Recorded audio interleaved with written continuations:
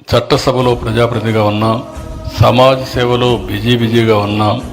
ఎప్పుడు కూడా భాష మీద మమకారాన్ని వీడలేదు. తెలుగు భాషా సంస్కృతికి పనిచేసిన వ్యక్తి ఘంటాపదంగా చెప్పగలుగుతాను, మండలి వెంకటకృష్ణారావు గారు. 1957లో ఏప్రిల్లో ప్రథమ ప్రపంచ తెలుగు మహాసభల్ని హైదరాబాద్లో అద్భుతంగా నిర్వహించారు. ప్రపంచ తెలుగు సంఘాల ప్రతినిధులు ఒక వేదిక తెచ్చారు, సభను జయప్రదం చేశారు.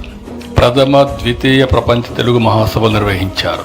అంతర్జాతీయ తెలుగు సంస్థ, విదేశాంధ్ర సేవా సంస్థల్ని స్థాపించారు. 78లో జరిగిన అసెంబ్లీ ఎన్నికల్లో మళ్ళీ పోటీ చేశారు, గెలిచారు. ఆ సమయంలో నేను కూడా ఫస్ట్ టైం ఎమ్మెల్యేగా అయ్యాను. 82లో కోట్ల విజయభాస్కర్ రెడ్డి గారి మంత్రివర్గంలో సమాచార మంత్రిగా వారున్నారు. నేను టెక్నికల్ ఎడ్యుకేషన్ మినిస్టర్గా ఉన్నా. ఆ 5 సంవత్సరాలు వారితో కలిసి పనిచేయడం నా అదృష్టంగా నేను భావిస్తున్నానని చెప్పి కూడా నేను మీకు తెలియజేస్తున్నా.